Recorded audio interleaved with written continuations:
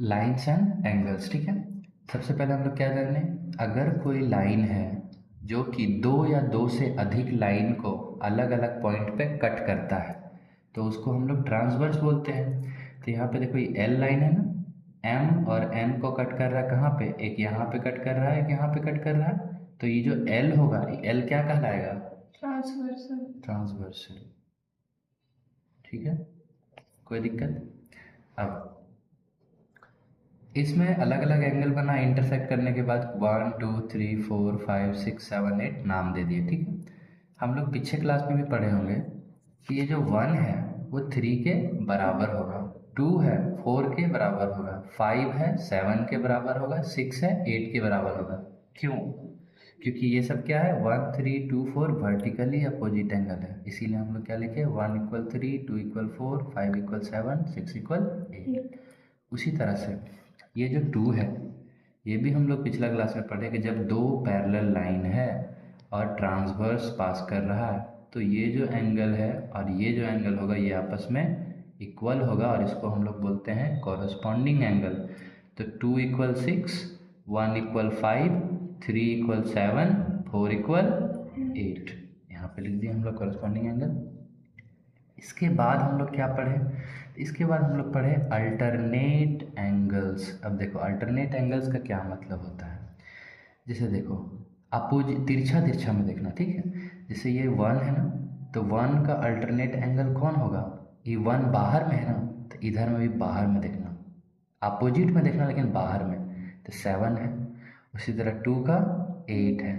तो ये सब अल्टरनेट एंगल है लेकिन ये बाहर बाहर एंगल है, एक्सटीरियर एंगल है, इसीलिए हम लोग बोलेंगे अल्टरनेट एक्सटीरियर एंगल। तो angle 1 is equal to angle 7, angle 2 is equal to angle 8, इन दोनों को क्या बोलेंगे, अल्टरनेट एक्सटीरियर एंगल्स, ठीक है।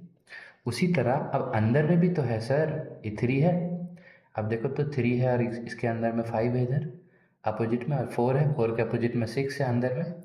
तो यहाँ पे भी क्या होगा, एंगल 3 इक्वल होगा एंगल 5 का, एंगल 4 इक्वल होगा एंगल 6 का, और यहाँ क्या लिखेंगे हम लोग, अल्टरनेट इंटीरियर एंगल। क्यों? क्योंकि अंदर का एंगल है, एक्सटीरियर, अल्टरनेट भी है लेकिन एक्सटीरियर एंगल है और ये इंटीरियर एंगल है, ठीक है। अब नेक्स्ट नेक्स्ट देखोगे तो यहाँ पे तुमको देखने को मिलेगा कि सर अलग अलग प्रॉपर्टी, जैसे ये सब तो हम लोग लाइंस एंड एंगल्स में जब पैरेलल लाइंस देख रहे हैं तो हम लोग एंगल्स कौन कौन इक्वल होगा वो देखे।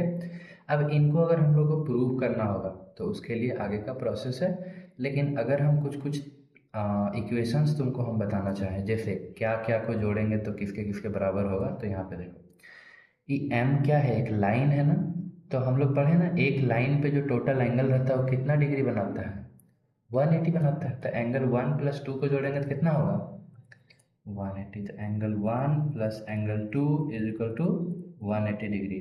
और यही काम हम लिख सकते हैं ना 4 प्लस 3 भी, यही काम लिख सकते हैं 5 प्लस 6 भी, 8 प्लस 7 भी।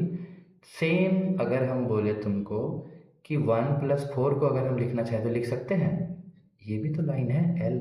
उसी तरह 2 और 3 भी, उसी तरह 5 और 8 भी, 6 और 7 भी।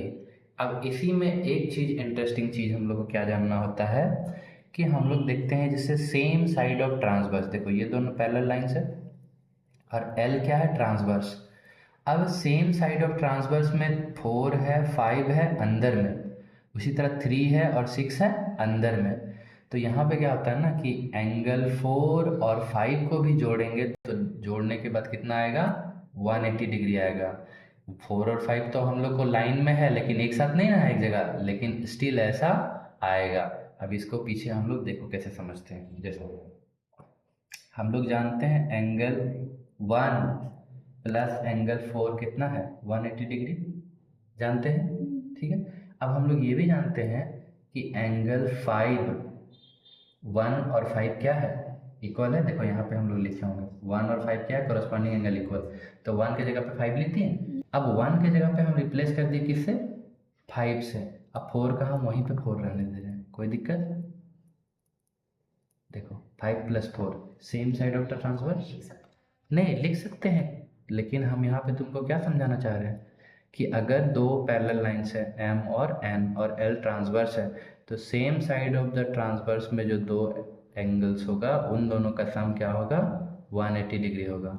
और यहाँ पे ये तुमको दिमाग में एकदम बिठा लेना होगा, रट जाना होगा ये नया चीज़, ठीक है। इससे पहले तुम लीनियर पेयर वर्टिकली अपोजिट देख ली थी, लेकिन यहाँ पे तुम नया जानी angles on the same side of transverse.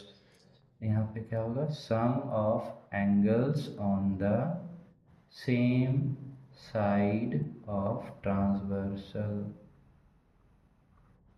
Is 180 degree, ठीक है। यही था तुम्हारा बेसिक। अब इसके बाद तुम यहाँ पे आओगे तो तुमको कुछ कुछ ये सब एक्सियोम्स है। जैसे एग्जांपल के लिए यहाँ पे देखो, if the transverse intersect to parallel lines then each pair of corresponding angles are equal. Same जितना अभी हम लोग यहाँ पे पढ़े ना, each pair of corresponding angle, जैसे 1 = 5, 2 = 6, 3 = 7, 4 = 8, तो यहाँ पे एक्सियोम के तौर पे लिखा हुआ है। सेम हम लोग अभी देख चुके। फिर यहाँ पे if the transverse intersect two lines such that pair of corresponding angle are equal then the two lines are parallel। अब बोल रहा है कि ऐसा है कि अगर दो लाइन को एक ट्रांसवर्सल इंटरसेक्ट कर रहा है और कॉरस्पॉन्डिंग एंगल इक्वल है, तो वो दोनों लाइन आपस में क्या होगा, पैरेलल होगा। एग्जाम्पल्स, थ्योरम जो भी है ये सब रीड करो एक बार, नहीं समझ में आता फिर बताते हैं।